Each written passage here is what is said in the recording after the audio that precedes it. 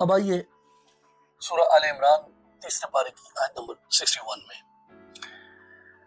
یہ واقعہ ہے جسے عام طور پہ واقعہ مباہلہ کہا جاتا ہے۔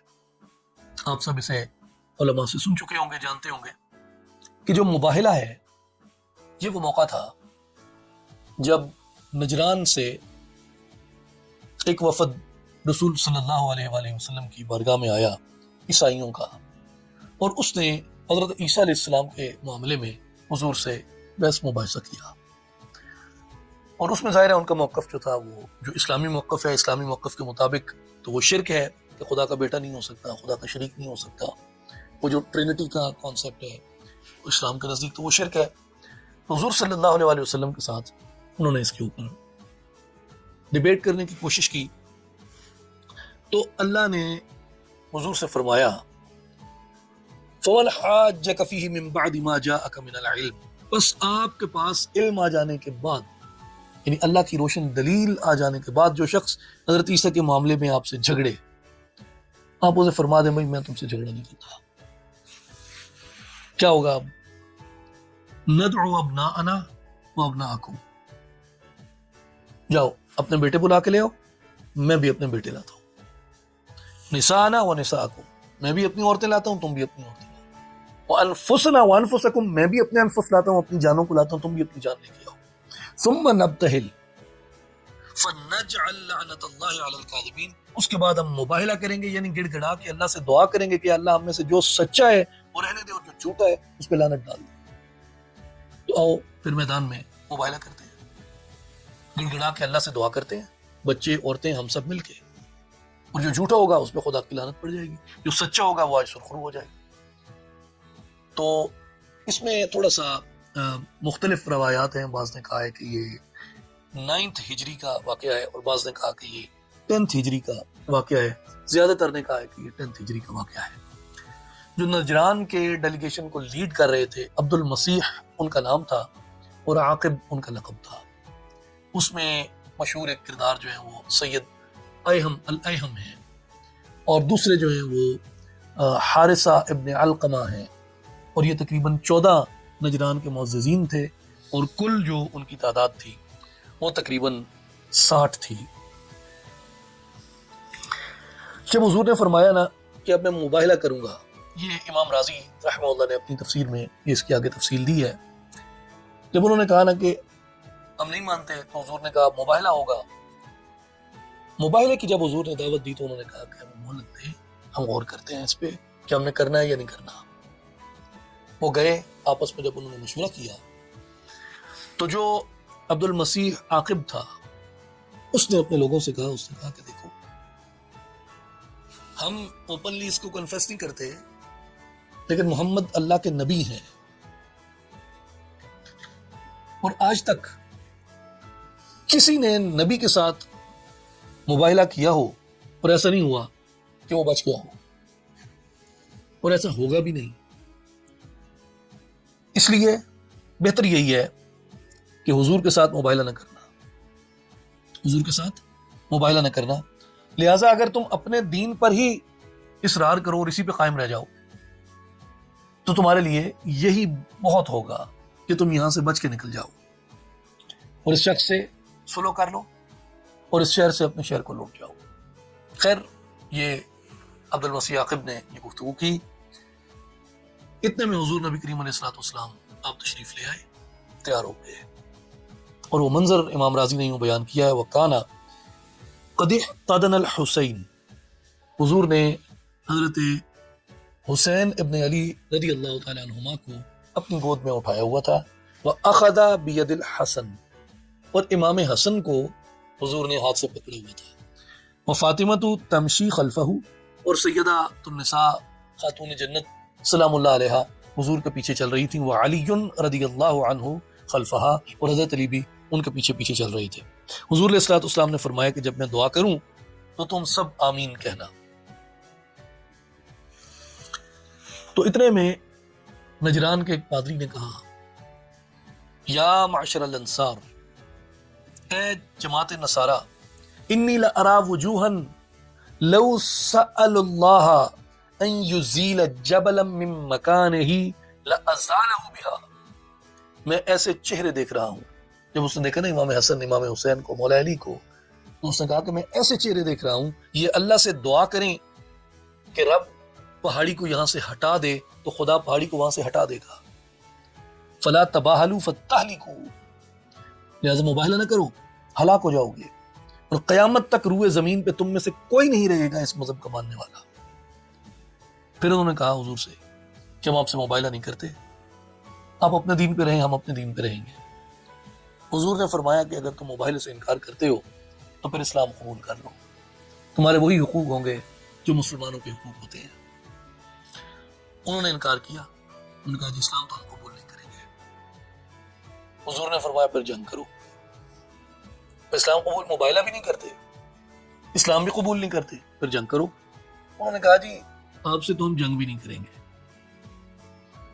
ہم آپ سے سلو کرنا چاہتے ہیں اس شرط پہ کہ آپ ہم پہ حملہ نہیں کریں گے، ہمیں ہمارے دین سے نہیں روکیں گے، مگر ہم آپ کو جزیہ ادا کریں گے. تو انہوں نے کہا کہ ہم جزیہ ادا کریں گے. حضور علیہ الصلوۃ والسلام نے اس شرط پہ ان سے سلو کی، اور اس کے آگے حضور نے فرمایا کہ والذی نفسی بیدہ ان الہلاک قد تدلی علی اہل نجران، کہ اہل نجران پہ آج ہلاکت جھک آئی تھی. ولولا عنوا لموسخوا قردۃ وخنازیر، اگر آج یہ ہمارے ساتھ مباہلہ کرتے اللہ انہیں بندر اور خنزیر بنا دیتا. ولطرم علیہم الوادی نارا، اور وادی ان پر آگ بن کر بھڑک اٹھتی. اللہ نجران اور اس کے باشندوں کو جڑ سے اکھاڑ دیتا، حتیٰ کہ ان کے درختوں پہ بیٹھنے والے پرندے بھی نہ بچتے. تو یہ حضور نبی کریم علیہ السلام نے ان کے بارے میں یہ ارشاد فرمایا. اب اسی آیت مبارکہ کا ایک یہ بنیادی پہلو یہ ہے کہ حضور علیہ السلام نے اللہ کے حکم سے، قرآن کی آیت سے، وحی سے انہیں مباہلے کی دعوت دی کہ آؤ پھر آج حضرت عیسیٰ علیہ السلام کے خدا کا بیٹا ہونے یا نہ ہونے یا دیگر مسائل جن کو تم ڈسکس کر رہے ہو، جن پہ ڈیبیٹ کر رہے ہو، جس مشرکانہ عقیدے پہ قائم ہو، آؤ پھر اس سے آج بحث کر لیتے ہیں. انہوں نے بحث نہیں کی اور اس وجہ سے یہ لوگ بچ گئے. اس میں ایک دوسرا پہلو بھی ہے، اور وہ دوسرا پہلو جو ہے وہ بڑا کمال کا ہے، اور وہ عام طور پہ لوگ مباہلے کو بیان کرتے ہوئے اسے کنی کتراتے ہیں، اسے بیان نہیں کرتے، اور وہ خانوادہ اہل بیت کی صداقت پہ دلیل ہے. ابناءنا و ابناءکم و نساءنا و نساءکم و انفسنا و انفسکم، کہ حضور نبی کریم صلی اللہ علیہ وسلم نے کن لوگوں کو میدان میں بلایا جب خدا کا حکم آیا، اللہ کا امر آیا کہ اپنے بیٹوں کو بلاؤ، ہم بھی اپنے بیٹے لائیں گے، اپنی عورتوں کو لاؤ، ہم بھی اپنی عورتیں لائیں گے. حضور نے کن کو پھر میدان میں نکالا، کن کو لے کے آئے نبی کریم صلی اللہ علیہ وسلم؟ صحیح مسلم کتاب فضائل الصحابہ کی حدیث ہے، صحیح مسلم کتاب فضائل الصحابہ رضی اللہ عنہ. اور حضرت سعد بن ابی وقاص رضی اللہ تعالیٰ عنہ کا یہ بیان ہے کہ قال امر معاویہ بن ابی سفیان سعدا،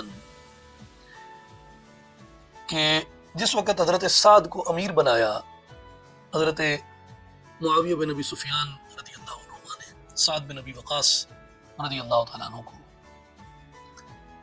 انہوں نے کہا کہ ما منعک ان تسب ابا التراب، کہ اے سعد تمہیں کس چیز نے منع کیا ہے کہ تو علی کو گالی نہیں دیتا. کیونکہ وہ ایک دستور تھا اس زمانے میں حضرت علی رضی اللہ تعالیٰ عنہ کی شہادت کے بعد کہ ممبروں پہ حضرت علی رضی اللہ تعالیٰ عنہ کو گالیاں دی جاتی، سب و شتم کیا جاتا آپ پہ اور آپ سے محبت کرنے والوں پہ لعنت کی جاتی برمنا. تو یہ بات حضرت معاویہ ابن ابی سفیان رضی اللہ عنہما نے حضرت سعد بن ابی وقاص کو کہی کہ ہر کوئی سب و شتم کر رہا ہے علی پہ، ہر کوئی گالیاں دے رہا ہے علی کو، تجھے کس نے روکا ہے، تو کیوں نہیں دیتا؟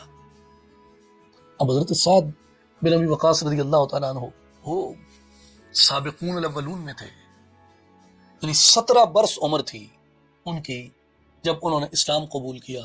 حضرت ابو بکر صدیق رضی اللہ تعالیٰ عنہ کی رغبت دلانے پہ، اور غالباً حضرت سعد بن ابی وقاص رضی اللہ تعالیٰ عنہ کا 7واں نمبر ہے اسلام قبول کرنے والوں میں. مختلف روایات میں مختلف ہے، لیکن جو بعض نے اسے کیٹیگرائز کرنے میں 7واں نمبر حضرت سعد بن ابی وقاص رضی اللہ تعالیٰ عنہ کو بیان کیا. بہرحال اس میں مختلف روایات ہیں. سابقون الاولون میں اگر 10ویں بھی لگائیے تو بھی، اور 10 میں تو وہ ہیں ویسے بھی جن 10 کو زندگی میں جنت کا مجدہ ملا، ان میں ایک حضرت سعد بن ابی وقاص ہے. اور حضرت سعد بن ابی وقاص رضی اللہ تعالیٰ عنہ کی سگی پھوپھی حضرت حمزہ بن عبد المطلب، حضور نبی کریم علیہ الصلوۃ والسلام کے چچا حضرت حمزہ کی والدہ ہیں. حضرت سعد کی سگی پھوپھی، یعنی ایک رشتے میں حضور کے چچا کی ماں ہوئی، حضور کی دادی لگی، اور وہ بنی زہرہ سے تھی. حضرت سعد جو تھے یہ بنی زہرہ سے تھے، جو حضور نبی کریم علیہ السلام کا اپنا نانحال بنتا ہے. حضرت سعد کا خاندان تو قریبی ایک قرابت بھی ہے، رشتہ داری بھی ہے. اور یہ وہ سعد ہیں جن پہ رسول صلی اللہ علیہ وسلم نے فرمایا سعد تیر چلا تجھ پہ میرے ماں باپ قربان. تو ایک ایسی دعا ہے جو رسول صلی اللہ علیہ وسلم نے حضرت سعد، اس سعد کے سامنے جب علی کا معاملہ آیا تو حضرت سعد رضی اللہ تعالیٰ نے فرمایا کہ نہیں، ایسا نہیں ہے. یہ اس روایت کے مطابق جو صحیح مسلم کتاب فضائل صحابہ میں ہے، حضرت سعد رضی اللہ تعالیٰ نے فرمایا کہ حضرت علی کو نبی پاک علیہ السلام نے 3 رتبے ایسے دیے. 3 چیزیں حضرت علی کے فضائل میں ایسی ہیں، میرے پاس ان میں سے ایک بھی ہو نا، مجھے اونٹوں کے سرخ ریوڑ سے زیادہ پسند ہو. سرخ اونٹوں کے ریوڑ سے زیادہ پسند ہو مجھے، ان میں سے ایک چیز بھی ہو. جیسے آج کل عرب میں سفید اونٹ کو زیادہ ویلیو دی جاتی ہے، اس زمانے کی روایات میں زیادہ لوگ وہ سرخ اونٹ کو ویلیو کرتے ہیں. اور ظاہر عرب کی اس وقت کی سب سے بڑی شاندار سواری اونٹ ہوا کرتے تھے، اور مہنگے اونٹ جو ہیں وہ ریڈ کیملز ہوتے تھے. حضرت سعد نے کہا مجھے سرخ اونٹوں کے ریوڑ سے زیادہ پیاری ہوتی ایک بات بھی اگر میرے پاس ایسی ہوتی جو علی کے پاس ہے. یہاں حضرت سعد نے پہلی چیز جو بیان کی وہ انہوں نے فرمایا کہ ایک یہ کہ ایک مرتبہ رسول صلی اللہ علیہ وسلم نے حضرت علی کو جنگ پہ جاتے ہوئے ساتھ نہیں لے گئے، مدینہ میں چھوڑا. حضرت علی نے عرض کی یا رسول اللہ مجھے بچوں اور عورتوں میں چھوڑ کے جا رہی ہیں.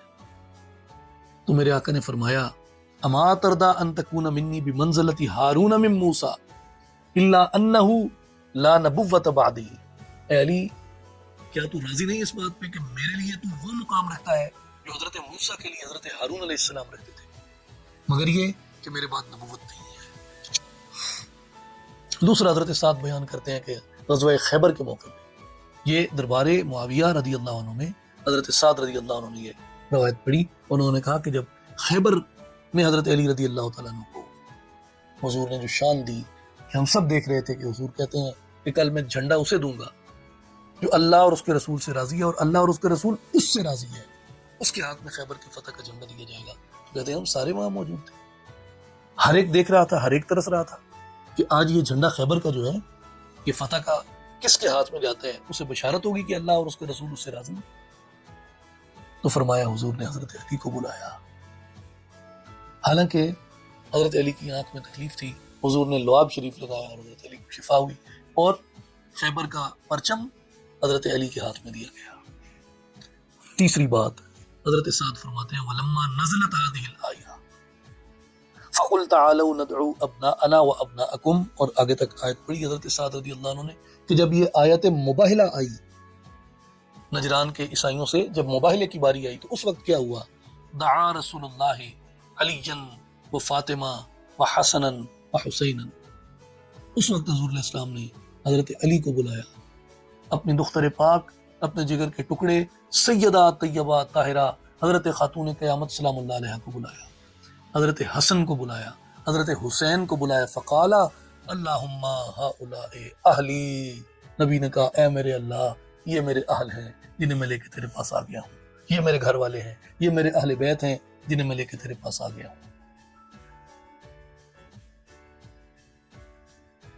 اب یہ کتنے ہو گئے؟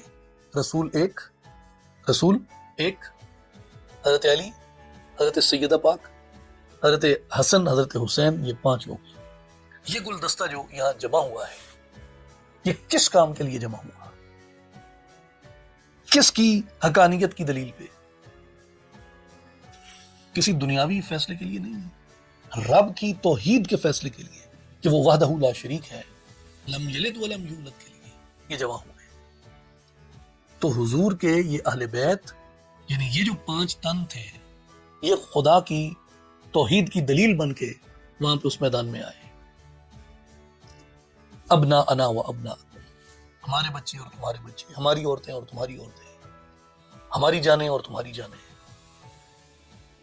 یہ جب بہت یا انتشار افتراق پڑ گیا نا، حضرت امام حسن رضی اللہ تعالیٰ عنہ مدینہ میں رہتے تھے، تو ایک منافق نے حضرت امام حسن سے کہا کہ اے حسن، آپ تو رسول کے نواسے ہیں، مگر یہاں لوگوں میں نے ایک روش دیکھی ہے کہ لوگ تمہیں ابن رسول کہتے ہیں، تو تم رسول کے بیٹے تو نہیں ہو، تم تو رسول کے نواسے ہو۔